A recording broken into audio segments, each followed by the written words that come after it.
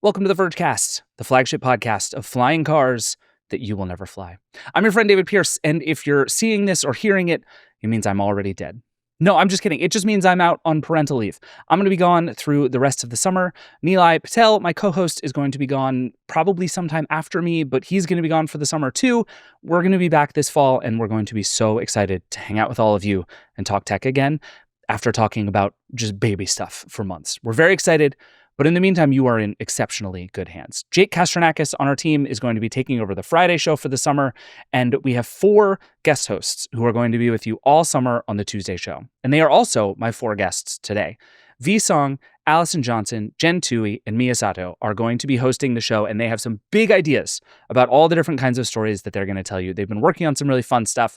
We're going to have some stuff about whatever chaotic news happens this summer. They're going to have a blast, and I think you're going to have a blast. So I invited the 4 of them for my last episode here this summer to come with me and do something I've been wanting to do for a long time, which is look through the annals of movies and TV shows and all of the technology in all of them and try to decide what we would actually want in our life. So we're going to do a bit of a draft today. The 5 of us, we're going to pick 5 things each, and it's going to be chaos, and we're going to try to figure out what fictional tech do we want in our real lives. All that is coming up in just a sec. But first, we got to take a quick break because presumably I got to go do some kid stuff. I don't know. This is the Vergecast. We'll be right back. Welcome back. It's draft time. I am joined by the squad that is taking over the Vergecast this summer. The 4 of you are going to just absolutely run me out of a job, and I literally could not be more excited about it. In the order in which I see you, Allison Johnson's here. Hi, Allison. Hello. Jen Tuohy, also here with very cool lights in the background. Hi, Jen. Always cool stuff in my house. Hi, David. V-Song, I believe, in a phone booth in our office.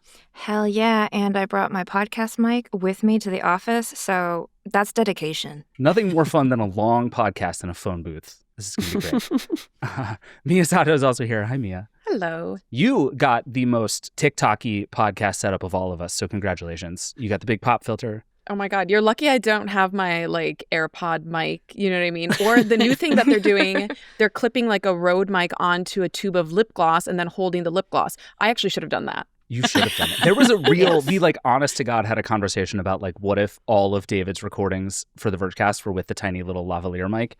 So good. And I just couldn't do it. I'm 20 years too old to be able to pull that off.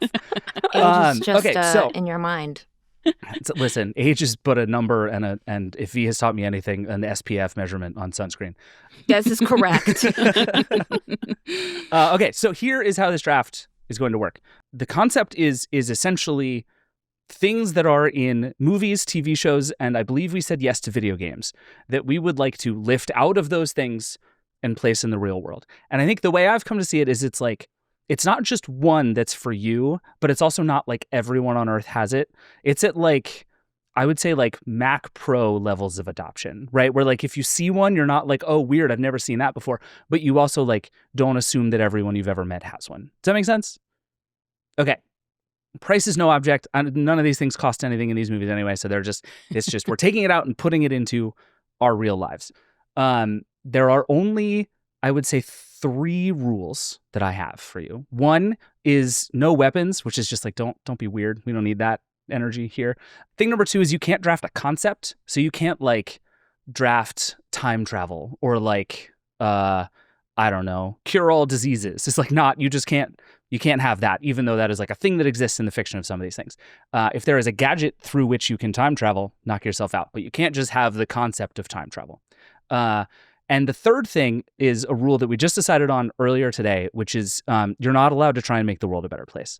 I was looking through, and the reason... And none of us had thought about doing that at all. No, not at all. Which I love very much. But the reason this came up is I was looking through a bunch of stuff to make my own list for this draft.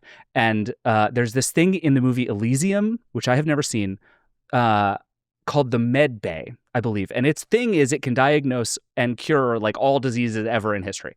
And I immediately had this moment of being like, oh, well, I should draft this because that's great. Wouldn't it be good? And then I was like, that's stupid and boring. So you're not allowed to make the world a better place. And if that is your argument, you will be summarily rejected from your draft. We're going to do 5 rounds. So we're each going to pick 5 things, 25 things in total, which is actually kind of a large number. And we're going to do it in sort of snake draft order. So if you draft last at the end of the first round, you will then immediately draft again to start the second round, and we just go back and forth. That's basically it. Any questions before we go? Anything I forgot? Everybody feel good? Ready to go? How do we win? Oh, terrific point. When this show goes live, we will have a post on theverge.com with all of our picks laid out, and we will do some kind of poll. And I don't know if the Verge's, if we use WordPress, maybe WordPress lets us do a poll, and I will be the first person to do that on theverge.com. Maybe we'll figure out some other way to do it, but we will do a poll, and whoever wins, I don't know, I'll send you a Mac Pro. I won't do that, but we'll do something. Mac Pro. You heard it here, ladies. Mac Pro. David Pierce, Mac Pro. Now, he's not specified the year of Mac correct. Pro, which is the little loophole, but I'm going to Mac send you a Pro. trash can, and you're going to love it. Okay, so first thing we need to do is pick the draft order. And in order to do this, I would like to quickly shout out the website namesfromahat.com. I have put all of our names into the digital hat, and we are going to now, I'm going to click the button that says do the draw, and we're going to see what happens. Okay, well that, all right, there we go. It broke, but now it works. Picking first, Tuohy. Yay! Picking second will be V-Song. Picking third, Sato. Picking fourth, Allison Johnson. And picking last, David Pierce. Oh. I'm sort of Man, upset by this, rough. but it's fine. I take issue with this hat. I feel very strongly about my first pick, and I still think I'm going to get it, so I think it's going to be fine. Okay. So there's our order. Tuohy, first overall pick. Okay, I think I'm going to have to start with... Okay, I know what I'm going to start with. Going to my roots here, in case anyone can't tell I'm English. So I'm going with the TARDIS from Doctor Who. Yeah. Very good, very good. Which I just, as a kid, actually is probably the first piece of tech I remember, and just loving that and the Daleks. But I'm not going to choose a Dalek. So can you explain for people who have not watched Doctor Who, what is the TARDIS and why'd you pick it? Okay, so the TARDIS is the time and relative dimension in space vehicle from the show Doctor Who, long-running show, older than me, had recent revival, which I haven't actually watched much of. But the reason I would like the TARDIS is because you can travel across space and time and fabrics and all the kind of cool space sci-fi. I mean, it's just the coolest transportation device you could possibly have. And it is like as large as you want it to be, but it is also a telephone booth, which is just the best concept in the world. So the other thing I thought about picking, and if I'd lost this one I would have gone for, would have been the Bill and Ted's telephone booth that travels through time. But the TARDIS is way cooler. I agree. The TARDIS is a home, too. It is. You can live in it. You go wherever you like in it. It's a translation machine. It's like, it is all the tech that you could possibly need packed into a telephone booth. There are a few of these in this draft that are just kind of cheating because it's like, oh, I get to draft this and then I have everything that has ever existed for everyone ever. It's going to be great. My question is, where would you go? You get in the TARDIS the first time. What do you do? The first time I would go, well, you see, I love history. So going back in time is my kind of, and those episodes were always the fun ones. I don't know if they do that so much in the new series, but in the old series, that was always the fun stuff. And I am a huge Elizabethan history nerd, Tudor and all that kind of stuff. So I would go back into time, into Tudor history and find out all sorts of cool stuff that I desperately would love to know the real story about, rather than having to piece through historical books and figure it. That was when everybody was beheading everybody. Yeah, it was if when I everyone remember was correctly. killing each other. Yeah, it was really Amazing. interesting times. I like this for you. All right, V, what's your first pick? My first pick is capsules from Dragon Ball Z. They are Listen, okay? They are a Okay. genius Less little obvious. invention. Sure. And like TARDISes, they are bigger on the inside than the outside. That is the coolest thing. If you've never watched Dragon Ball Z, they're these tiny little capsules, and that's like what Bulma's family is actually famous for. But they're little capsules, and you can stick anything in them. You can stick a motorcycle in them. You can stick a vacation home in them, and they fit into a tiny little pill-sized thing that you stick in your pocket. And it's so convenient in that world, it makes them gazillionaires. And so I want that for me because I am tired of carrying all my shit around in a backpack in New York City, getting like real back pain carrying a laptop, this podcast mic, and everything. How do you deploy it? Is it like Pokemon where you throw it? Yeah, kind of. You like press a button and you throw it, and your that's vacation cool. home is there. I Cool. like that. Awesome. Your motorcycle is there. Awesome. Oof. You know, like parking costs a fuck ton in New York City, so why not just go like, oh, am I done with my car? No parking problems. Wow. Amazing. Love that for me. Okay, I didn't like this I was going to make fun of you for basically having all of the options in the world and choosing I don't want to carry a purse anymore. I'm just gonna Now you're talking tell to me. everyone. I'm gonna set the table stakes here. Every single one of my picks is selfish, and As it should be. it's selfish. It helps my life get easier, and truly reveals all the ways in which I'm lazy. So, Is there a you limit go. to how many capsules one can have at a time? I don't think so. Just Okay. like how much you can carry. Like Bulma has like vests, I think, where she's just like, look at my cap. Like the trench coat with the watch clocks, and she's like, look at my capsules. I don't actually think there's an episode where she does that, but I imagine that's what you can do. Whatever you can fit in your pocket, capsules. I like this. I like this more and more the more I think about it. I'm now thinking of all the things I would just start carrying with me. This actually makes a lot of sense.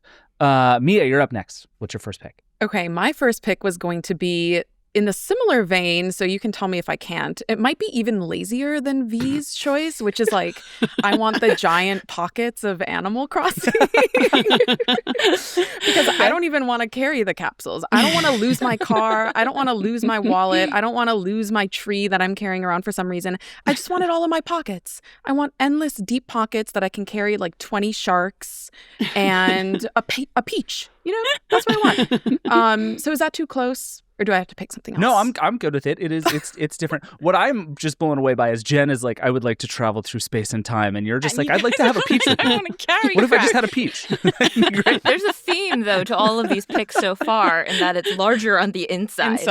Yes. But that's also true. just like I'm tired is a real vibe I'm getting from all of you. It's just Yeah. like I don't want to I had to walk a lot of places with bags, and what if I just didn't have to do that anymore? I'm so sick of it. Also, like I know that it's not a technology, but on the Animal Crossing subject, my second pick would have been a raccoon landlord that lets me pay off my apartment in 0 interest loans and builds like a beautiful house for me and wears a Hawaiian shirt.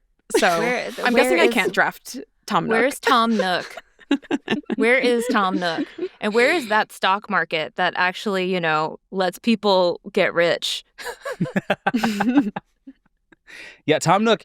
Animal Crossing pockets are almost, I think, a violation of the it has to be technology and not magic rule, but I'll allow it. I can also pick something else if No, you think it's too good. close. You can have your gigantic pockets full of peaches. That's Amazing. fine. I mean, if That's you'd fine. gone with like Mary Poppins' bag, that might have been magic. Yeah. But- Right. I think Animal Crossing pockets we will allow. Amazing. I did not expect this to just be how do I move things around in the first round, but I'm enjoying this very You much. were talking to 4 women. I'm also He has realizing this- I'm also They don't realizing give my us first pick pant fits perfectly pockets. into this theme, so this is going to be great. Allison, you're up next. What's your first pick? Okay. I'm gonna pick the one that I'm worried someone else might pick. It's not necessarily like my favorite one, but I think it would come in handy. In Men in Black, the little like bzz, little blinky light thing. Is it called the neuralizer? The neuralizer. The Okay. Neuralizer. All right. I Oh, want it darn. specifically. I don't want to like do crimes. I just want it for my social anxiety. So if I like say something stupid, I can be like, wait, let me do that over again.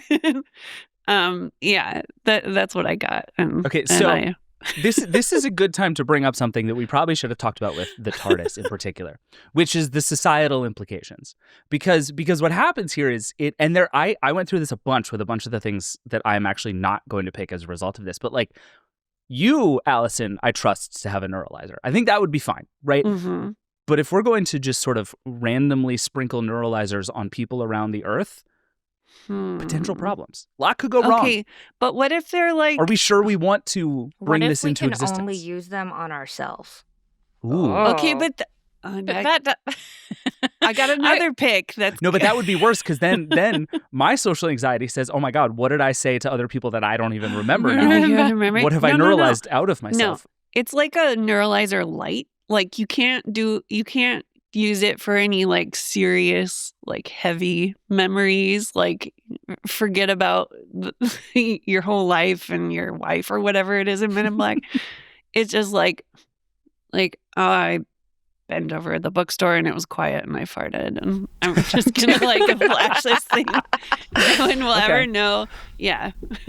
Rewind for just a few seconds. So it's like a low stakes neuralizer. Yes, low stakes only. Okay.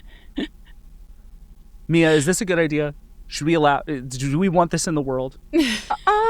I just worry about if many people have it and everyone's forgetting the embarrassing thing they did, then that kind of disrupts the equilibrium of the world. Everybody becomes too confident. Yeah, everyone becomes a little too confident. Everyone becomes a little too polished. And frankly, like, I am fine doing embarrassing things because I've seen a million people do really embarrassing things in public. You know what I mean? It's kind of like social media that way. Yeah. Well, I think that even if people had the neuralizer, they would not stop posting embarrassing things. True. So people would still be idiots online. So maybe it's fine. The neuralizer would make the real world like weird and not change social media one tiny bit. The internet would not change at all because of it. In fact, they would be crazier online, like, because you have no other outlet. That's true. That's pretty good. All right. I get 2 now. Because I get 2, I'm going to pick the one that I don't think is like the thing I should pick first, but is the one I want the most out of everything, which is the hoverboard from Back to the Future 2. And the beauty of this is it's not just that I have one, it's that lots of people have one. So we've now normalized this as a transportation system and a way that to get around that is like, what if bird scooters, but like much cooler, which turns out to be like precisely the aesthetic I'm going for. And this is the true hoverboard that actually hovers. It seems to be very light. It's pink. It's very important to me that they're all pink. And you can ride around in the air. You can do all kinds of cool, sick tricks. It's a way to get places. It's a way to get in fights. This just feels like if I could just pick up a thing and be like, I'm going to instantly make everyone's life more fun to get around. I think I'm doing a great service to society with the hoverboard. Don't we already have hoverboards? Yeah, but they light on fire people's garages. They're not and are real. impossible. Like they don't actually hover. They're just like stupid things with wheels on them. So this is the To be legit fair, I was also a big Back to fan the of those Future 2. hoverboards. Oh no! It's just, like they were a good idea, except for the whole like they exploded and were impossible to ride thing. But I was in on that concept again. Did you have one? I still might have one somewhere. Ride it now. Do it now. I feel like we're going to need some traffic laws, though, because we've seen with the scooters and the e-bikes and everything that out there today that these vehicles, pedestrian-type vehicles that move fast and break things can be quite awful and dangerous. If you want the privilege of a hoverboard, you have to go to the DMV and get a hoverboard license because otherwise you're just a fucking menace. Yeah, to be fair, I think people should have to do that with scooters. So I'm actually fine with this. Yeah. It should be much harder to get one of these things on the street. But I kind of like to think of it like there's a very powerful hoverboard lobby that has made it so that they just coexist with cars now. And everybody's fine with this. I like that we're just writing fan fiction. This is great. I've solved a lot of problems here. All right, so that's my first pick. I think for my second pick, I'm just going to take Jarvis from Iron Man. Oh, lost 2 already. Darn Which it. just feels like this sort of like, I'm not going to take another of the like all-purpose do everything machines that let me travel back through time. This is the closest one to just like my all-purpose AI helper that makes me sick at everything. And I think of all of them, Jarvis is the best one. V, you and I talk a lot about Jarvis. Like, is Jarvis the best one? I think Jarvis is the best one. Okay. Or like if you want to get nitty gritty, you could have like Friday or the other ones that Tony Stark has made. But like an Sure. AI that Tony Stark has made that is like with the power of science fiction capable of doing all the things that the AI of today cannot actually do in a way that actually is natural language. And it's like, oh, you know, I could deal with Paul Bettany in my ear telling me sassy little things and like reminders. I do worry that Jarvis would find me very unimpressive. That like this is what I worry about with Jarvis. It's like, I don't want the suit. I don't want to like do cool stuff. I just want to be like, Jarvis, where did I leave my wallet? And for Jarvis to be like, it's in the stroller where it always is. And like this is the extent of what I require. I do like that Jarvis keeps Tony humble. He's just like, oh, you idiot. It's over there. Like, I need like a degree of that in my life. It's just like, oh, you dingbat.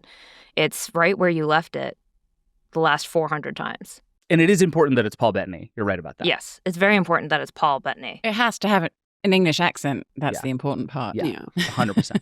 So those are my two. I feel very good about this. I think I have accomplished some things here. I have a way to get around, and I have just like my non-terrifying AI buddy to hang out with all day. Round 2, Allison, you're up. All right.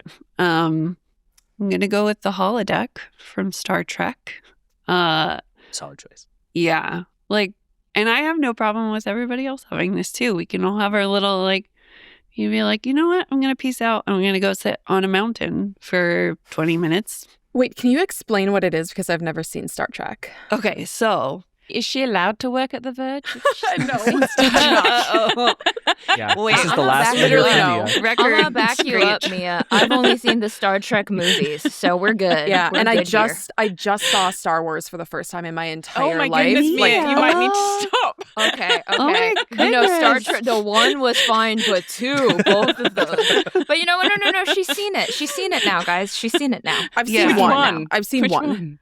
Which one is which one, though? The first one? Okay, but you have to get more That's a specific. loaded question. Yeah, if you like accidentally watch Phantom Menace, we have a real problem. It's the. Was I Jar think Jar it's- Binks there?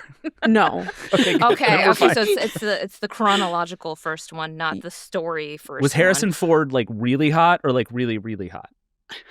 Is there a difference? Wait a minute. Correct answer. That's all of them. You did it. I think it's the first one. It's the. Okay. It's when The the space script buns. comes, when it's in a galaxy far, No, far that's- away. That's like, all of them. that's all. Does Carrie Fisher have space buns on the side of her ears? Good one. She has those in Um, front of them. No, she only has the space buns. That like if we're gonna go into Carrie Fisher hairstyles, she's there's, in. like- She's like in captivity. Okay, yes. Yeah, we're Wow. good. Okay. Is she in a Sorry. metal bikini? No, not. I don't okay, think so. then I think it's the proper episode 4 first one. We're going to pause this podcast. Mia's going to go watch all the Star Wars, and Yeah. then we will resume. No, don't make her watch all of them. Some of them are not worth. Yeah, there's like 5 of them you should watch. It'll be all right. But wait, Allison, explain the holodeck. Okay. Holodeck is a room.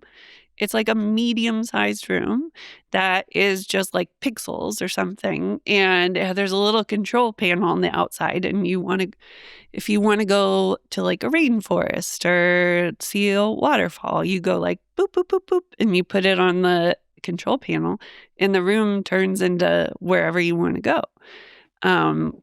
And I think that's perfect. And I want one.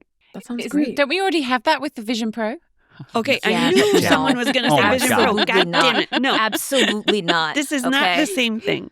I'm The not going to holodeck, put... Yeah. comfy. Vision Yeah. Pro, not comfy. I want to, like, you can interact with stuff in the holodeck. Like, it's like semi-real, you know? Like, if there's a waterfall, then there's maybe real water. I don't know. Maybe let's not get too... You like, experience it like it's real, I think, but it Yeah, is, yeah. but it's not, which is very important. Right. think I most honestly importantly- believe the world would be a much better place if there were holodecks everywhere. Wouldn't it be Most so good? importantly, you don't have to wear anything. Yes. Yeah. Like very true. that's my big thing. Yeah. Well, and it was interesting how it changed and like started to become like, I mean, like they throughout the seasons, it became an entire like world that you would go into and like have entire stories and act out dreams and ideas. And I remember there was a lot of Westerns in the holodeck for some reason. That's They the really dude liked the holodeck. Western. Every dude wants to go into a Western. I'm just 100%. like... Where I do just you wanna want to? Yeah, what would be your ideal holodeck experience? I think it would be the top of a mountain because it takes a long time to drive to a mountain and hike all the way to the top. And I love doing that. And I do that from time to time. But sometimes you want to like microdose top of mountain experience. And I could just like hang out for a little bit and come back and like deal with my 3-year-old and be chill. That's what I want. do think we need strict time limits on holodeck usage. Yeah, you in can't the like world. go live in the holodeck. Right. We're talking like a 60-minute a day kind of experience. Yeah. But with some time limit, I sincerely believe the world would be a much better place if we all had access to holodecks. And you could just go like get out of your system or experience whatever you need to over there. Yeah.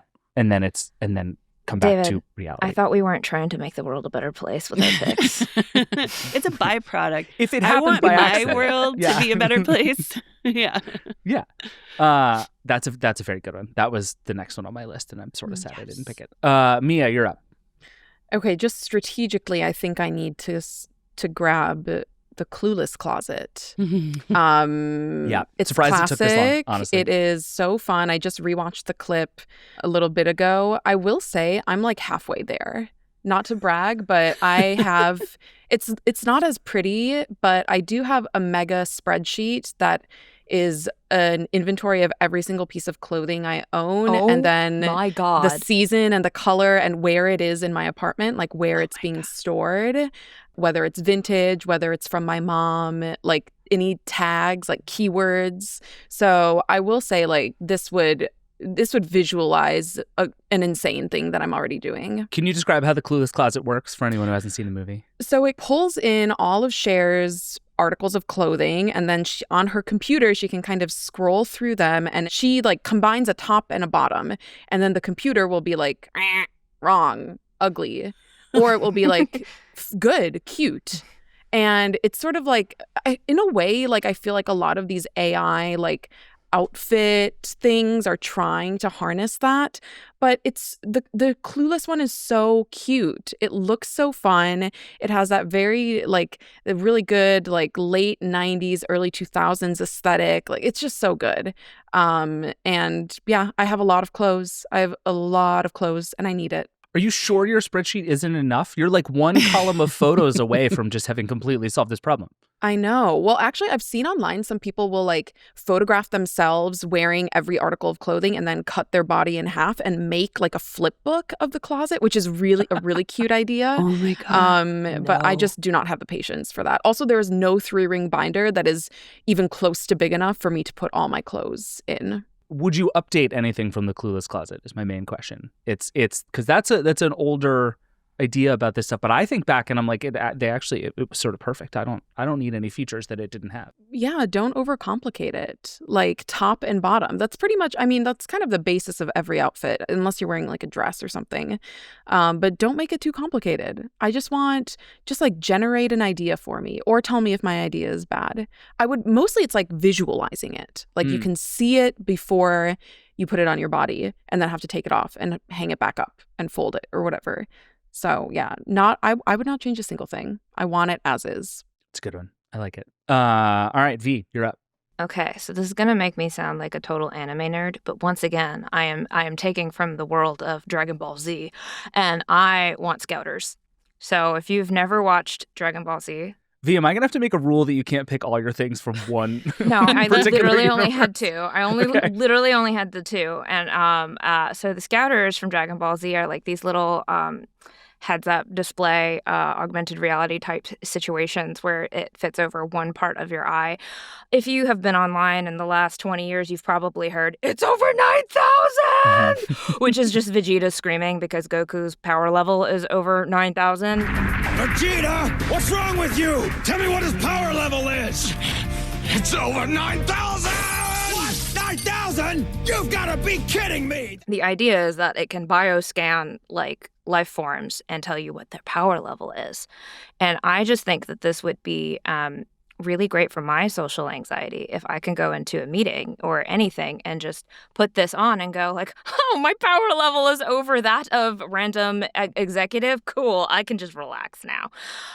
Like if I just think it would be great for people if they were going into job interviews and they could put a little scouter on their face and go like, oh, this schmuck, this HR rep, this schmuck is like 2,000 power levels below me. I'm good. I'm cool. I'm Gucci. What if it tells you something you're not prepared to know about? Well, then you're allowed to panic, but then, at least you have your mindset going like, oh, I need to be on top of my game. Like you can calibrate. Then you have your motorcycle in a capsule and you just Then you have my away. motorcycle in a capsule and I'm like, bye-bye. Oh, your power level's over 9,000? Okay, motorcycle in a capsule, bye-bye. I'm good. So like I just want scouters and I want it. Like in my ideal world, you could tweak it to whatever you want. So, you're going on a date, calibrate it to Riz. Like how much charisma does this person that you're going on a date have with? Oh, their Riz level is 9,000. Okay, now you can be on alert for every lie that comes out of their mouth. It's the ultimate like read the room machine. Read the room machine. I like you just this. you go read the room and you go, oh. And if I ever got to meet Tim Cook, I would be able to be like, oh, cool. Is it like I still don't quite get what it is. Does it let you read their mind kind of thing? No. It just Okay. like in their world, that would be everyone cool. has something called ki. So like, it's like their power level. It's like how powerful they are.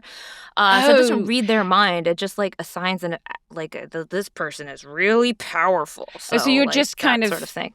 Getting a vibe from them, kind of. Yes, A kind vibe of that helps like a you- numerical. okay. I'm the wearable lady, so of course you get a metric level of some person's specific attribute. So you can like my ideal version of it. You would just be like, oh, I would like to see what someone's friendliness level is when I go into like a group of people I've never met before.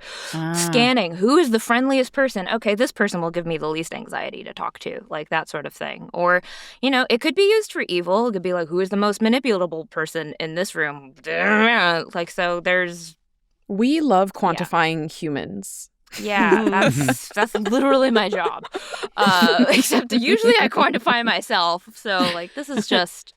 it's kind of like in Allison's vein of the neuralizer, which was also going to be one of my picks. Down you, Allison. But it's just like a way of managing social anxiety is how I view it. You, I know, just knowing you, I'm sure you have 38 wearables on right now. You would just wear this thing all the time. Do you think most people wear this all the time? Like, is this just a fixture on everybody's heads forever now? No. And I actually wouldn't wear it all the time. I would mostly wear it in like social situations where I'm just trying to like get a sense of my bearings and like what I need to be aware of going into a room, because like I don't know, like I don't really have an internal monologue, but I do have stress levels shoot through the roof when I have to meet a bunch of people or just be around more than 2 humans at a time. I just go like, "Grr." So that's my way of solving that. Okay, I like this. I'm not positive this ends up being a good idea. But I like it anyway. It's an absolute horrible idea, but I like it. I'm telling you, all of my picks are selfish, so there we go. Yeah, I love this for you. Who cares what happens to everybody else? Yeah. Jen, you're up. You get 2 now. I'm afraid I'm going for some more big splashy tech this time. My next few are a little less splashy, but I'm not sure that 3/4 of the room is going to remember this one, but I'm going to start with the theme song and we'll see. I want Kit. Okay, Kit, I know. Explain. There we go. Yeah. Yeah. Huh? David? Kit was on my list. Oh, okay. Kit was on my list. I admit I am more familiar with Kit than I am with Knight Rider. So I see. I left you hanging Oh. unintentionally there. Okay. But Kit is a very good pick. Explain to What Kit the is. unknown in to the the room. young people in Yeah, the room. to the youths of America. Yes. So KIT is an acronym. So KIT is Knight Industries 2000, and it is a smart car. And I mean a really smart car. It's basically like a Jarvis in a car, and in a Pontiac Firebird Trans Am, in fact, which was not a fact I knew until I researched for this because I'm not a motorhead. But yes, it is a black car that has a smart assistant inside. I'm the smart home lady here, so I needed my smart assistant. But it's on wheels, which doesn't get much better. It can do everything. Like literally, I don't think there's anything that Kit didn't do during the however many seasons there were of Knight Rider, which were many, starring David Hasselhoff, pre-Baywatch, and great, such a good show. They revived it. I don't think I watched any of that. They did it recently, I think. You didn't miss anything. No. And it's basically a self-aware computer in a car, and Knight Rider, David Knight, who's David Hasselhoff, has a watch, and he can call...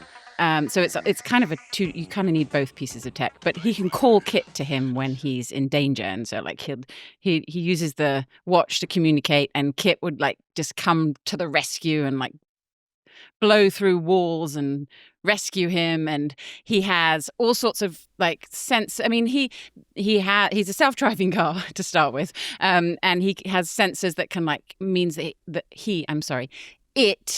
I should not anthropomorphize the AI, but it has sensors that can smell, feel, like scanners that can see inside buildings. So like when David Knight, was it David Knight?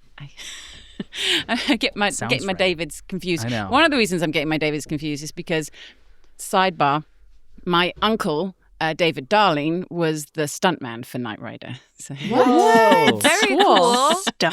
So yeah, that was kind of cool. That was All right, one well, of the then I'm reasons even I watched happier it. that you get this one now. Yes, this Yeah. is. I mean, it's an AI. Today it's basically, as I said, a Jarvis in a car with every kind of technology you could possibly want, and every sort of scenario Knight Rider got himself into, the car could come to the rescue. And it was also, I think the thing I liked most about Kit, which is sort of what you mentioned about Jarvis too, is that it was very funny and dry-witted, and would kind of, sort of say, David, you're being stupid. Yeah, Kit's a good pick because it's also... Michael. It was Michael Knight. Sorry. That's right. David Hasselhoff played Michael Knight. Michael, you're being stupid. Sorry, all my names getting mixed up here. This is a good one. Yes. It was also just a sick car. It could do everything a car you needed to do. It could go in the water. It looked awesome. It would go really fast. It was just like, you would want it just as a car. Yes. But then also, it was also like a cool, kind of obnoxious AI best friend. Very obnoxious, but It's very pretty cool. good. And there was the gold pendant, which is the other really cool thing. So 80s. Yes. But he had the gold pendant. He could just, like, if he was in real danger, he could just press the gold pendant and Kit would come. Oh, it was so cool. And I think all this comes with the car, right? Like when you Yes, buy the you get car, all the the dealership accessories. is definitely like The throwing full in package. the watch and the pendant as the accessories. Yes. Yeah. And, paired with my TARDIS, I mean, I'm set for life. I can do everything I need to, go anywhere I want, and have my AI companion come to my rescue when I'm in those awkward situations that my neuralizer's not going to help me with. Can Kit fit in the TARDIS? By the rules of the TARDIS, can you bring Kit with you? Yes, I think you can. Okay. Or I can borrow a capsule just to fit There you go. in the Fit Kit TARDIS into my pocket. capsule and then fit Yeah. him into the TARDIS. So You can put the Wow. capsule in my giant pockets Yeah. and have even more room. Everything can go in Mia's pockets. Mia ends this the most powerful just by virtue of having giant pockets. That's definitely how it ends. All right, Jen, you're up next, but first let's take a break and then we're going to do... That's 2 rounds. We got 3 more to do. We're coming right back to you, Jen. We'll be right back. Support for the Vergecast comes from Shopify. When it comes to growing your business, you need a partner you can count on. A partner like Shopify. Shopify is the commerce platform behind millions of businesses around the world and 10% of all e-commerce in the US. From household names like Mattel and Gymshark to brands just getting started. With Shopify, you can build a beautiful online store to match your brand's style. Just use their design studio and choose from hundreds of ready-to-use templates. Or you can accelerate your content creation by taking advantage of a host of helpful AI tools and easily create email and social media campaigns wherever your customers are scrolling or strolling. If you're ready to sell, you're ready to Shopify. You can turn your big business into reality with Shopify on your side. You can sign up for your $1 per month trial and start selling today at shopify.com/Vergecast. Go to shopify.com/Vergecast. Shopify.com/Vergecast. All right, we're back. Round 3. Jen, you're up again. How do you feel? You ready? You got this one? I think I'm going to have to go with Rosie. Okay. Just because, I know, just because. You're doing Because the you old took head Joe- picks here. I love this for you. I'm doing the what? You're doing The the old old picks. head picks.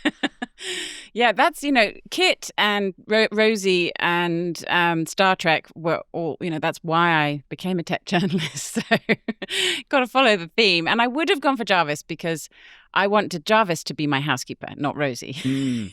Just because I want to buck the societal trends here. I don't think Rosie should necessarily have to be a woman. I agree. If she, as a household robot. And Jarvis is just a bit hotter too. So.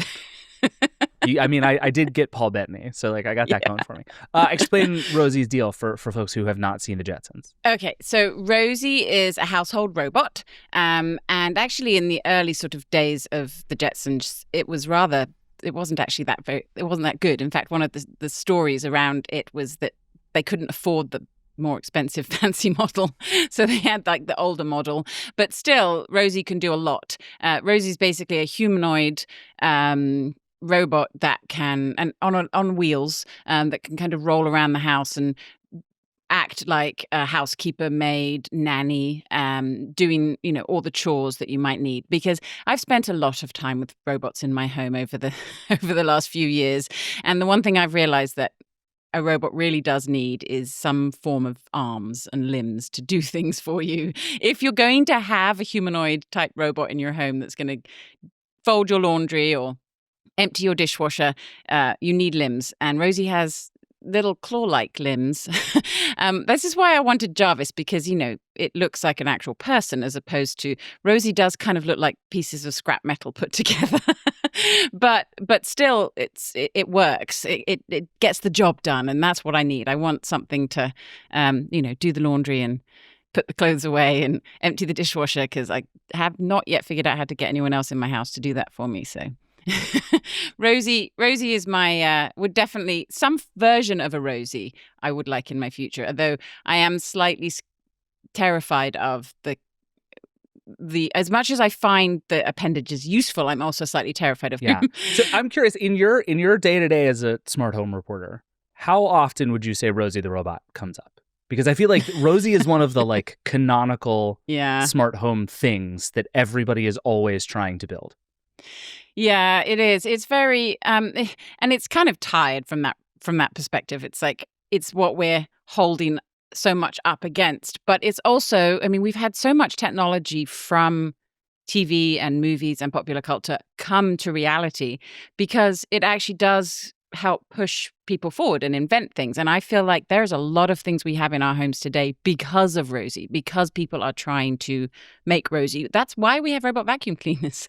I'm sure, I know for a fact that that's some of the idea behind the original robot vacuum was we want to make something that's going to be helpful like a Rosie. So in that respect, I think, she is in the Smart Home Hall of Fame and always will be. It's pretty good. V, you're up next. What Okay, so Dragon Ball Z thing are you going to subject us to this time? It's not Dragon Ball Z this time. But I do think the rest of my picks are a bit more obscure. Okay. So I'm going to go with the one that I think is least obscure. And it is the Babelfish from Hitchhiker's Guide to the Galaxy. That was my next one. It feeds on brainwave energy, absorbing unconscious frequencies and excreting a matrix of conscious frequencies to the speech centers of the brain.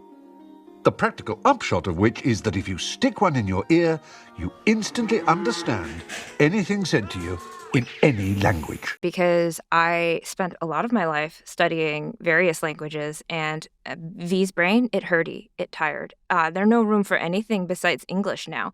So I would like a little fish friend that translates everybody for me, so that when I go on a plane and decide to torture myself on the way to WWDC watching Emilia Perez, I don't have to squint my eyes reading the horrible translations. Even though maybe I shouldn't have known what was being sung in that horrible ass movie. That's my so review cursed. of Emilia Perez. I don't know why I decided. I don't. I got can't the tell you why. full recap from V after she saw did. it on our walk to Dunkin' Donuts. I was on a street reenacting the film for Allison and having a meltdown while doing it. But That's when Allison decided she wanted the neuralizer. She's like, I can't. I'm done with this. This exact Get this out of situation. here. Yeah. basically, no, I was watching a bunch of movies on the plane that were foreign language. I don't know why I decided. No, actually, I do know why, because my husband does not like reading subtitles. So this is very like I said, all my picks are selfish. I want to be able to watch movies and not have him complain about subtitles and just have the direct translation. Because I wanted to watch Eczema, a Korean horror movie, last year, and I had to do it on a plane, and I kept getting interrupted by the pilot giving safety information, like, just let me die if the plane crashes, and interrupting plot stuff. So I would have really liked a Babelfish at that point in time. So, okay, wait, let me just quickly make sure I understand the case you're Yes. making here. You would like this thing, which if memory serves from Hitchhiker's Guide to the Galaxy, is a literal fish you shove into your ear Yes, correct. that real-time translates all languages to all languages, right? Yes. That's okay. A literal fish that you shove in your Yes. ear. You want it so you can watch horrible Netflix movies without subtitles. That's your whole deal here. That's one use case. Also, talking to my family, because Okay, I'm the Korean there we Chewbacca go. in my family. Like I said, I'm the Now we're Korean Chewbacca talking. in my family. I speak English. They speak Korean, and somehow we understand each other, except, like, there's always, like, a word or two that I'm like, context, can't math out that meaning. So I would like that for those situations, and I'd like it for when I travel to other places in which I have not studied the language and have no intention to Duolingo my ass into any form of donde está la biblioteca or whatever. And I would keep Fred in his own little tank, and we would be friends, and I would have a very equitable life situation for Fred. I just don't want an AI, because the appeal of the Babelfish is that he's going to be able to translate my cousin's kid when she says skibbity toilet as to what the fuck that means. So, and that can be translated into all languages, because the problem with current AI translators is that they're shit at slang. Correct. And so it is I want to talk to the teenagers in all these different languages and be like, please brain dump upon me your horrors. I would love to learn more about them. And the language barrier is they continually contort language into new ways. And I need the Babelfish to do that for me. All right, fair enough. Weird that it's a fish. It's a real bummer that all of us now have to shove a fish in our ears to make this work. Listen. But sure. Listen. Whatever works for you. Yeah, I like it. Mia, you're up. Okay, I have an old head pick, so you Love guys will appreciate it. My pick Rude. are... I'm also not that young, so I don't know why I said that. We're all in our 70s. It's important to know, except for Mia. Yeah, my emotional age is very old. My pick are the glasses from They Live. If anyone has seen that movie, they are sort of like glasses that have been created to, when you put them on, you see which of the people around you are aliens with evil goals, and all ads or magazines, it wakes you up to big advertising and propaganda. So you'll put the glasses on and you'll look at an ad and it says obey. That's actually where the Obey streetwear logo comes from. Or it will, you'll look at a magazine and it says no independent thought. And I don't need the glasses. I think other people need them. So I would get a bunch of glasses and give them to people. And actually, if I can brag for a second, the reason I picked the glasses is because I did a story last year about all the ways that people change their websites to appease Google. And it was a step-by-step, here are all the reasons. And the novelist Colson Whitehead shared my story and said, reading this was like putting on the They Live glasses. Nice. So I'm chasing that high all the time. And yeah, I'm giving these glasses out to a lot of people. Let's just say that. I like them as glasses because it also implies you can take them off and go back to living in blissful ignorance, which feels important. Yes. They're also sunglasses, I should say. I both do and don't want to know how the world really works. You know what I mean? Yeah. It's sometimes I do, and then sometimes I would like to just go home and be fine. I mean, I would like them to tell me who is lying in a way. Like I this is so nerdy. I want to know what is like unidentified SpawnCon. It's so boring. What if you put these glasses on and it turns out that like all of the conspiracy theories that we've made fun of on the internet actually turn out to be true? It could be. Good to know. Would you just rather put them know. on and it's just instantly like the Illuminati's everywhere and you're like, oh my God, they were right. Yeah, it could be. I'm willing to take that chance. But like I said, I don't think I'll be wearing them that much. I'm going to give them to people who need them. It's like media literacy in a wearable form factor. Yeah, you're like a pastor on a street corner, but you're handing out glasses, basically. Not sketchy at all. No. Yeah, here, wear these. You'll see the truth. Like that's going to go great for everybody. No, that's exactly it. That's exactly it. Okay, I like this. Allison, you're up next. All right. I'm going to stay in the realm of film and go with dinosaur embryos, but only the ones that eat plants. So Jurassic Park could be. Hold on, is this technology? Are we going to allow this as technology? Because here's the exact technology. David, thank you for asking. It's the Barbasol can. The Barbasol can that Dennis Nedry has that has the embryos inside of it. So if you have that, you have to like, I don't know how to turn a dinosaur embryo into a baby dinosaur. I'll pay someone to figure that out. So I'm starting with the Barbasol can. And I'm going to take out the embryos for the Velociraptors and the T-Rex. I'm going to throw those away. We don't need that chaos. And we're just going to have the nice dinosaurs. And they can like live in the zoo. And it'll be great. I feel like famously that's not great. You're just describing the first act of Jurassic Park, and then it all goes wrong. If you forget, I'm going to use the neuralizer on myself. Forget everything I learned from Jurassic Park. Just have the cute, nice dinosaurs. Maybe I'll make them a little smaller. They don't need to be so big. I mean, could be like, this is how it starts, Allison. They have feathers. I mean, they'll have feathers. They'll be cute. It was like we just got a bunch of new birds, like new kinds of chickens. I'd much rather have dinosaurs than what are the rats, the woolly mammoth rats they've just recreated. Let's bring back dinosaurs. Yeah, let's bring back dinosaurs. I'm with Allison on this one. I want dinosaurs. Yeah, I want chicken dinosaurs. I'm chicken only if they're like chicken-sized or like the if we can have like them in miniature. Closely Maybe we related could to put dinosaurs. a size limit on it. I'll have whatever. If you can't hold it Life in two will hands, find a way, it's too Allison. big. Yes, exactly.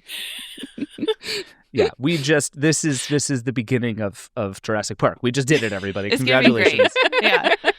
Jeff Goldblum is going to be here any minute. Yeah. Be good to We're go. going to make a lot of money and then it's all going to fall apart. And I think that's fine.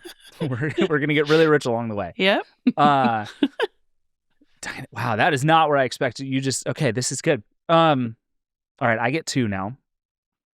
I spend a lot of time, I don't know if this is a thing any of you spent time thinking about. I spent a lot of time thinking about contact lenses because this is a thing that comes up in a lot of movies and TV shows. David. They like skip past, AR glasses and they go right to contact lenses to do various things. I have landed on the contact lenses from the movie Mission Impossible Ghost Protocol, which is not the best of the Mission Impossible movies. But basically, these contact lenses have two features that I like very much. One is facial recognition, which frankly I could take or leave. Like, Neeli always says that his great thing for AR glasses is like tell him who everybody is. That's fine. He can have that. What I want is the other feature, which is essentially just a text scanner camera for photographing documents in your day-to-day life. And I'm just thinking, for me, as someone with a truly god-awful memory, I'm just running around taking pictures of everything forever. This is the greatest camera I've ever had. I can remember all the documents that I see. I'd have to spend a lot less time like transcribing stuff out of my camera roll. This is purely like a work device for me that is just my text scanner for everything all the time. And then I'm going to just pipe it into Apple reminders and just remember everything that ever happens to me. We're so boring. That was This my is crazy. question. Like, when you want to recall it, what do you see? Does it appear in front of your eyes or what? That's a good question. I think I just tell Jarvis. This is what I do. I'm curious why the contact lens form factor, because ostensibly one of the many smart glasses across many franchises of sci-fi would also be able to do this for you. Like, why the contact lenses? So as somebody who does not wear glasses or contacts, I feel like I would get used to contacts faster than I would get used to glasses. And please disabuse me of this notion if I am wrong. But I think the idea of like, I'm just going to have this sort of on and with me all day, I think contact lenses would annoy me less. Which is my whole reason for choosing this. Your eyes gonna get so dry. Yeah, by the end of the day. So dry. They're gonna be so dry, you're gonna be wishing you I'm gonna had like beta glasses. test one of these and go blind is basically what's gonna happen. But I mean, you might be right. Is this like photographic memory, though? Is that It's essentially photographic kind of, memory. that I'm definitely down with. Yeah. Recallable photographic memory Yes. is essentially what Listen. these give you. And I'm extremely here for it. Did most of us not covet the neuralizer because remembering everything is painful? It's a curse. Yeah. Yeah. But in this world, I get to have a neuralizer anyway. So I'm just constantly fair enough. calibrating. Fair I'm enough. remembering and forgetting everything as I want to. So I'm taking that one. And then there's a lot more possibilities here. I'm going to take, for my next pick, the portal gun from Rick and Morty. I don't know if any of you have watched Rick and Morty, but basically the portal gun opens up portals to parallel universes. And sometimes they know where they're going, and sometimes they don't, and it's pure chaos. It is just like a non-stop adventure machine, and you have the gun that can get you to another parallel universe, but also you can use a portal to get back. And I just think, as somebody who spends a lot of time sitting here in my basement on Google Meet talking to people, it would be really nice to just be able to like turn around and just like hit up a parallel universe for 20 minutes between meetings. And that feels great. A lot of us want to escape. We Yeah. got I the was gonna say. escapism going. I think we need a vacation. I Yes. think that might be right. Just go to the beach. Yeah, and it's, I can see some stuff, broaden my horizons, try new things, but then I can always come back. There's I just open up a portal right here in the basement. Nobody even knows I'm gone. But you might go somewhere scary. You don't know. Sometimes it is scary. And sometimes that's, I think I also probably have to have Rick with me for this. So I think I'm like bringing the portal gun, but I'm also hiring Rick, who is like an insane alcoholic grandpa, to come accompany me on these adventures. I'm signing up to be Morty in all of these adventures, is what I'm realizing as I What say a choice. I am the like pathetic sidekick who almost dies over and over, but always has an adventure. And I think I'm ready for that. Jeez, Rick. It's just you the entire time. That's me. Yeah. This is the life I'm after. So yeah, I'm taking the portal gun. I think I don't want to, like, time travel has like too many consequences for me. I think like if we're opening up the TARDIS, just send me to a Go parallel universe. fix I the can't cause any trouble in a world. parallel universe. It's fine. But what are you getting out of this? Adventures. Okay. That's it. That's He the wants beauty to of feel it. alive. I'm going to learn things. I'm going to see new creatures. I'm going to try new stuff. But fundamentally, then I feel like I get to come back, and I haven't. If I went back to like the Tudors with you in the TARDIS, I'm going to be like, well, I can't do anything or else I might screw up the future forever. I don't want to do that. I get to just go to some weird cartoon universe and then come back. No stakes. Oh, it's all cartoons. Well, in Rick and Morty, it's all cartoons. Presumably you my have version it? of it would be real. I don't know. I don't know if you can make that call. Maybe it is all cartoons. If it's all cartoons, I'm even more in, and I should have picked this That sooner. kind of rules. Yeah. Yeah. This could go horribly wrong, but I feel good about it. I'm taking this pick. Allison, you're up. Okay. In the vein of like little buddies, I guess. I'm picking the movie theater from Mystery Science Theater 3000. And what that entails is my little robot friends, Daisy, Gypsy, Tom Servo, all those guys. We're going to sit and watch movies and have a good time. And it's like you could go there when you want and like watch a bad old movie with your robot friends and then leave, which is not part of the premise of Mystery Science Theater 3000. You were stuck there forever. But in my version, you can come and go. This is so wholesome. Yeah. You're just like, I just want to watch movies with my robot I want to friends. hang out with my robot buddies. I have so many good memories of MST. Yeah. Are you on the show by virtue of being in the theater? I think you're just kind of along for the ride. Like, you don't have to make any jokes or anything. Okay. You're just listening to the jokes, and it's fun and nice. And then there's a project. Okay. They always do like a weird little thing in between segments where they're like, now we're doing a craft or whatever. It sounds like preschool, and I guess I just want to go back to preschool. Again with the escapism, like Yeah. we will go anywhere, Yeah. anywhere but here. We want big pockets and the ability to go anywhere. That's Yeah. basically. Yeah. I love it. I have no notes on this. This is the lowest stakes one yet by a mile, and I'm very Yeah. happy about this. This causes no societal problems. Nothing bad happens. You've just created like a new movie theater for a bunch of people to go to Yeah. that is slightly more fun, and there's a But lot there. most importantly for me, I love it. This is great. Mia, you're up.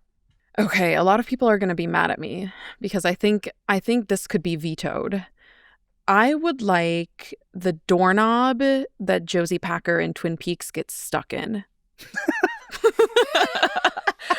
For those of Wow. us who have No not part of that seen went Twin where I thought it was Peaks, going to. what Wait. is this doorknob? I Please haven't explain. seen it yet. Have people seen Twin Peaks? Yes.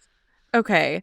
In Twin Peaks, there is like the wealthy wife of a mill owner, and she gets stuck in a doorknob, and it's just never really resolved. She's just in there. And it's a doorknob, like a random. I don't think there's anything special about the doorknob, but her face is in there. And I think the last we see of her is she's kind of like, I'm in the doorknob, and like, confused. Let me out. But I would use it to trap my enemies. I'm gonna be so for real.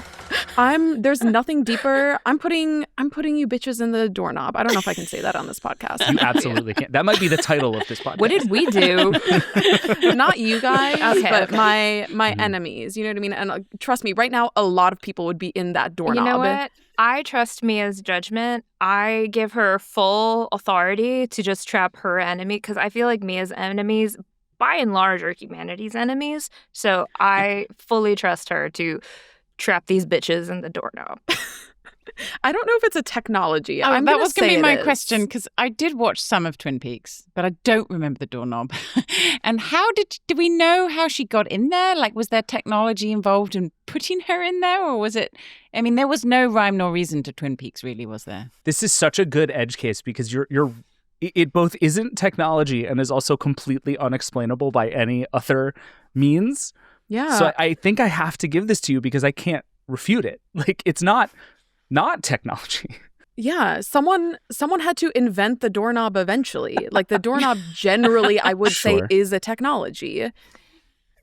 I mean, that's done. That's a great case. I mean, Thank you. I also, can we just like quickly psychoanalyze Mia for a second here, who in 2 consecutive picks has said, I'm going to fix society by giving them real glasses and I'm going to trap bitches in a doorknob. Like, do you have some thoughts about the public we should talk about here? For a few No, I minutes? contain multitudes. I both believe in everyone's ability to be better, and some people need to be in a timeout in a doorknob. This is the smart door lock that we need. I'm just Yes. Ooh. I was going to go there, but yeah. yeah. Yeah, and if it existed now, Ring doorbell would be integrating that shit immediately. Oh, yeah. Immediately.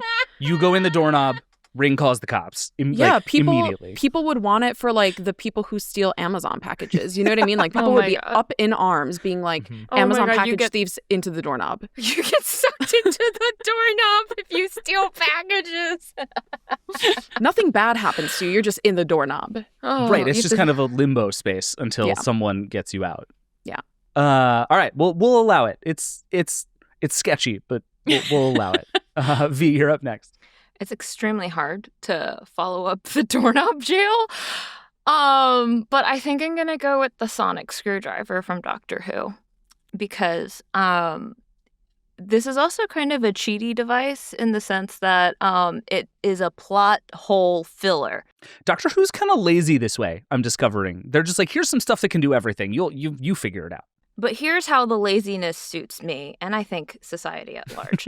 Because if you've never watched Doctor Who, the Doctor has a bunch of little doodads and gadgets, and one of them is the sonic screwdriver. It's like a pen with a little light out in the end. It goes or whatnot. And anytime the writers have written him into a plot corner, he uses the sonic screwdriver, and it gets him out of it. Such that, a door's locked, sonic screwdriver opens the door. Gadget broke, oh, it's fixed again. Oh, I don't know what's happening. There you go. So it's sort of like a diagnostic tool and a Swiss Army knife fix-it gun. It has spiritually, I think it's very close to a Tide pen in that oh no, here's this thing that's horrible. Let me just pull out this little pen thing. Oh, it's fixed again. So if you can imagine spiritually a digital Tide pen, but instead of being limited to stains, it can diagnose what's wrong with your computer. It can fix a lock that's broken. It can just I hate home maintenance, so I would love to take my little screwdriver and go and be like, tell me what's wrong with my toilet. Oh, the thing. I'm not a plumber. I don't know what's wrong with the thing. That's what plumbers say, I think. This is the thing is broken, and then you just point at it again and go, oh, my toilet's fixed. Save $2,000 in plumbing bills. This is what I want. A little diagnostic fix-it tool. It's also small, which I really appreciate about the sonic screwdriver. It's not, I don't have to figure out where to put a phone booth in my house.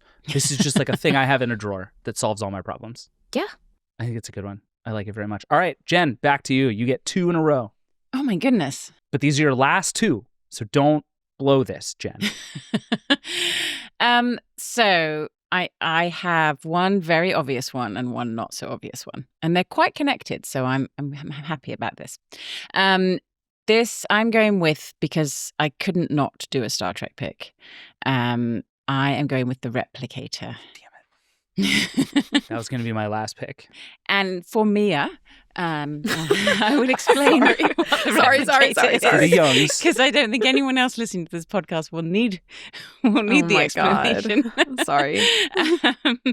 But the Star Trek Replicator is a computer that on Star Trek spaceships, these are, because Star Trek's set in space, where you can create pretty much anything you like. So you go up to Replicator, you say infamously, and tea, hot, Earl Grey. Tea, Earl Grey, hot. Tea, Earl Grey, hot. Tea, Earl Grey, hot. Earl Grey tea, hot. And you get tea, hot, Earl Grey. You can also create anything you need, any inanimate matter, as long as it was in the computer's brain and its programming. So food, basically, this is how they ate on ships, and it create anything you wanted. So I have my robot helper, and then I have my replicator in my kitchen that can just basically do anything I need. I no longer need to go to the shops. No grocery shopping for me. I can just get whatever I need from my replicator. Is there anything it can't make? Yeah, so it's limited to what it knows about inside its machine memory, and there were it couldn't make like some things that were going to save the ship so that there was a plot line. Like when they needed like some kind of weird material, it would be something that to save the ship, to like so Scotty could fix the engines that he needed, and it couldn't replicate that because then there would be no plot left. But it also, what was very cool about it is that it could recycle. It recycled things, so it recycled matter already on the ship into what you created, what you asked it for. So that was, I mean, a little gross depending on what is recycling and what you're eating. But very eco-friendly, which I think is a good feature for our new tech. I think one of the things it did was like provide air, right? That it was like it's that you get infinite breathable air out of the replicator. It's like that we might need. We that. do need that right Yeah, now. that's what I'm saying. So like a 3D printer on steroids. Yeah. Well, but And so there were some, depending on, yes, it is a 3D printer on steroids. So yeah, the Replicator, it's a predictable one, I'm afraid, but we can't not have it. I was going to pick it. I was hoping I would get it last in the draft because, all these losers don't even know what Star Trek is. So, oops. What can you do? All right, we're going to get to the very last round, but let's take one more break before we do. We'll be right back. All right, we're back. Jen, you again. Last round. Okay. What do you got? My Replicator was my last pick, and then to round out my perfect kitchen and home with my smart car and my robot. You are just building the ultimate smart home for yourself. I'm realizing this now. You're like, what if my job as a reporter was done? Yes, exactly. Fixed all the problems. Mm-hmm. This one, I think, it's like a glimpse in the movie. It's only there very briefly, but this is the fruit dispenser in Back to the Future 2. Oh, yeah. It comes out from the ceiling and has freshly grown fruit that you can eat at any time. I love that. And yeah, so I would want that. Like, if that's the one thing if my kitchen could do for me, just give me fresh fruit. Good. Because that's great. I love it. It's like having a living wall, but it's fruit in your house. No, exactly. Gross bananas. Right. That's nothing's gone is, bad or rotten. Oh, man. Your strawberries aren't moldy. Your bananas aren't inhabiting fruit flies, which is what happens a lot where I live. I live in the South, so there's so much gross stuff that happens to fruit. And I have to eat it within the day I get it. And then, I've eaten it all and there's no fruit left by the end of the week. So I actually saw at CES 4 or 5, no, maybe even 6 years ago, GE had like a futuristic growing garden kitchen like this. It didn't have fruit, but like everything was sort of growing in the garden, in the kitchen, using like recycled water from the dishwasher and composting, all doing it inside the kitchen. And this kind of felt like the culmination of that, where you could just press a little button and down from the ceiling comes your freshly grown fruit. So yes, that's my last piece of my ultimate sort of smart home, smart car puzzle that I've put together here. I'm coming over for your fruit. Mm-hmm. Yeah. And that's fine. We can all go over to Jen's house. Everything is taken care of. So Jen's just going to be mega chill about it. I know. It's not even a problem to have lots of people over. This is great. Very true. I like this very much. Jen, I have a really important question. Do you think matter makes all of this stuff work together over time? Or like matter 2.6 is the one that really makes Kit and the fruit dispenser perfectly integrated? Is that what's going to happen? What did you say? Matter 2.6? Matter 2.6. Goodness. Is that too ambitious, maybe? That might be. All right. I love it. V, what's your last one? Oof.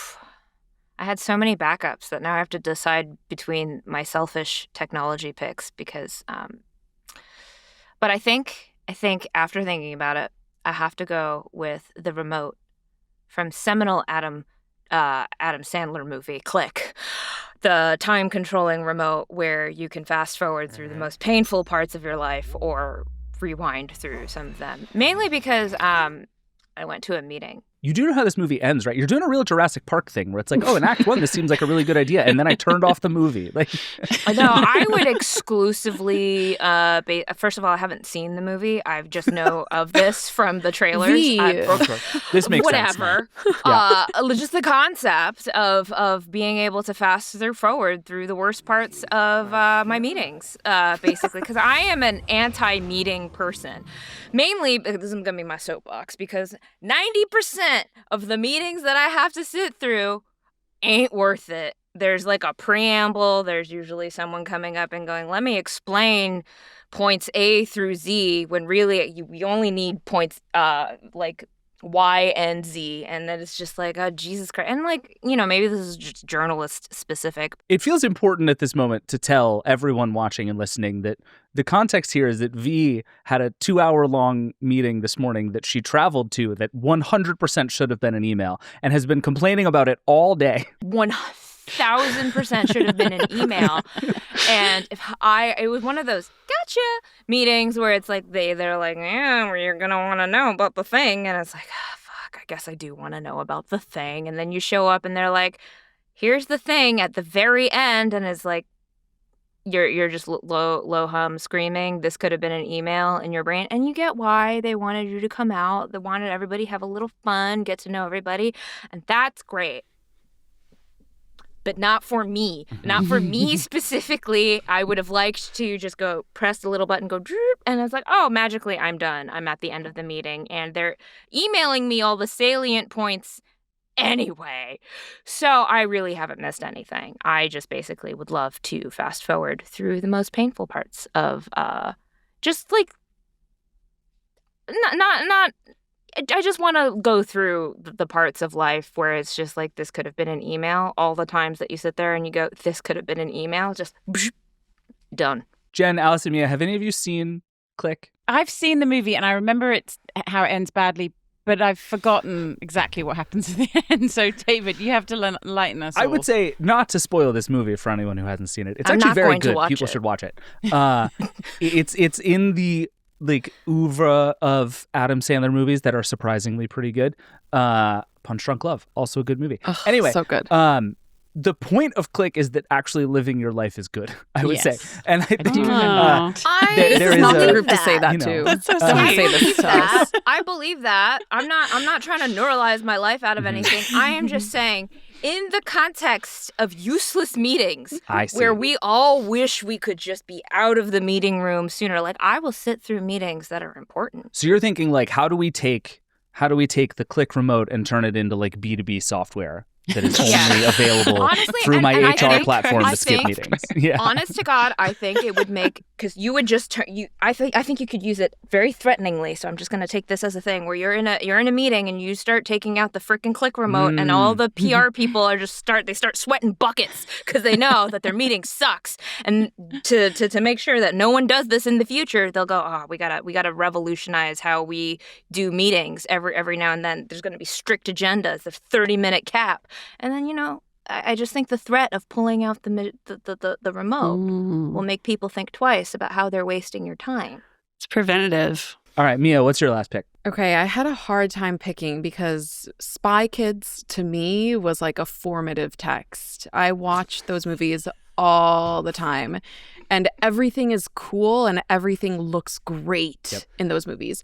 But in the end, I went with the most boring thing, which is the microwave that just makes food out of like a packet. I actually don't know if it's like the microwave that I want or the food packets. Like, I'm not sure which is creating it. I think I'll allow you to have both, because if one exists, somebody's going to make the other. So I think we can will both into existence here. Okay, yeah. So it looks like a package of popcorn, like microwave popcorn, and you put it in and like hit the button, and 1 second later, it's like a full meal on a plate, and it looks really good.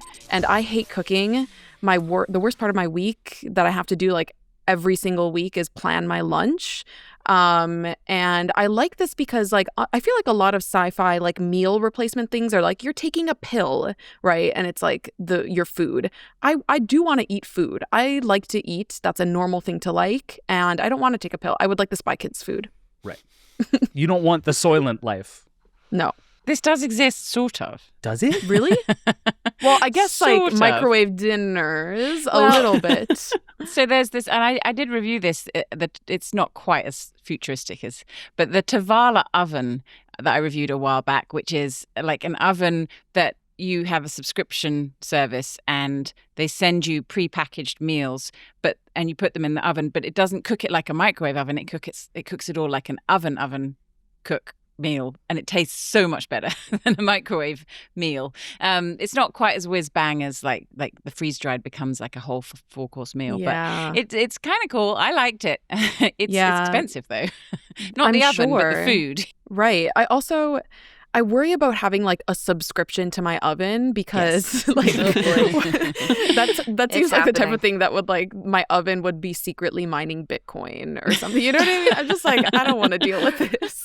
But I do like this because in this world, like 7-Eleven will sell you a bunch of these food packs you can go to. If I remember right, in Spy Kids, one of the things they make is like a McDonald's meal. They get like a Big Mac out of the thing. Right. So you can just, everywhere that will sell Get you food anything. will also sell you a packet, and then you can just redo it yourself at home. Yeah, that's and I like this. I just want everything from Spy Kids, like the little dragonfly submarine. Oh, I wanted that so much when I was a kid. Spy Now I'm Kids was afraid. awesome. Yeah, now I'm afraid of submarines. But that I want an army of thumbs that will do my bidding. Oh, I need that. That's where I'm escaping to. That's where I'm taking the TARDIS to. Just the world of Spy Kids. You can come. Yeah. I'll do the portal gun to the Spy Kids world, and we'll just go hang out there together, and it'll be awesome. I love that. Allison, what's your last pick? My last pick is just a chaos pick, which is the Transmogrifier from Calvin and Hobbes. And let me tell you what the Transmogrifier was. Okay. It was a cardboard box. It's the invention of Calvin, who's like 5 or 6 or 7. And it has a dial on the side, and there's a little arrow, and you turn the arrow to the thing you would like to, you put something in the box, close it, turn the dial, and it transforms into the thing the arrow's pointing at. So the given examples are like baboon, eel. I don't think I would go for those. Calvin transforms himself into a tiger, and then he's just like a cute little version of Hobbes, which was a funny bit. I think it would be funny. I think I would turn, like, if I was gonna put on a pair of shoes and I'm like, oh, these don't look quite right, put them in the Transmogrifier, change them to the shoes I want.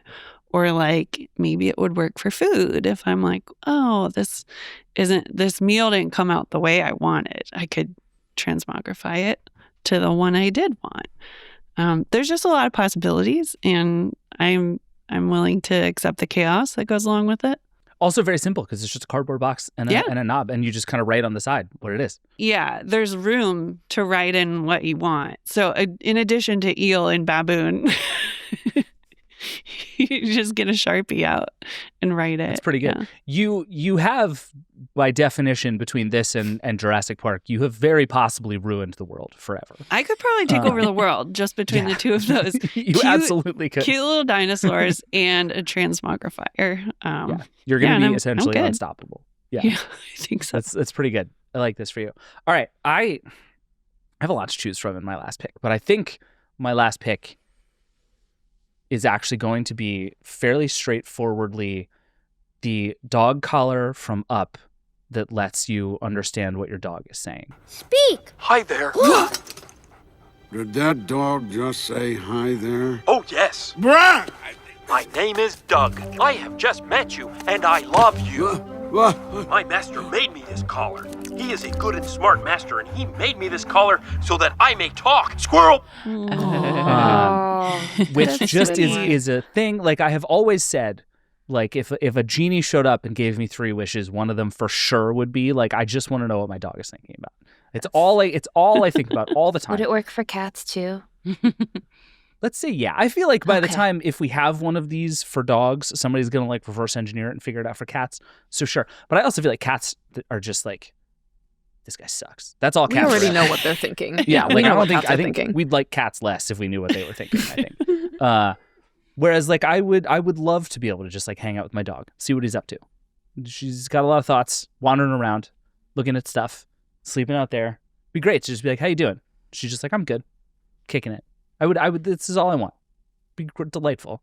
I love it. That's so sweet. It would also be really great when they're not feeling well, and you'd be like, "What hurts? Why?" And they could just tell you. You'd be like, "Well, I ate rocks earlier." I'm like, "Okay, now I know." I think this is one of those tech ideas that the concept and the idea is probably better than the reality. Yeah, because the reality is probably just. Yeah, I already know Squirrel. Pablo. I know Pablo's gonna be like, "Kibble." Yeah, my dog would just be like, "I'm tired," all the time. That would be it. But I would like it. Not great nice. conversationalists, probably. Yeah. No, probably not. But it would make me happy. I would probably just have it for like a day and then be like, all right, I get it. We're done with this. But it would be a great day. So that's my last pick. Before we wrap up and get out of here, any honorable mentions anybody want to throw out? There are a bunch of very obvious things that did not get picked. Nothing from Ready Player One got picked. None of the Her stuff got picked.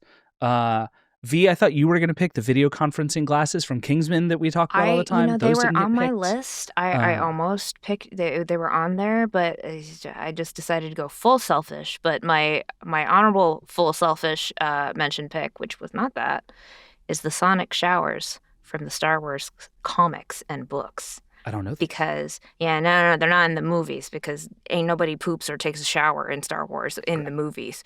But in the books and the comics where they do have to, deal with the ephemera of life, you basically go into a stall and sound vibrates all the dirt off of you, and then you can go on your day.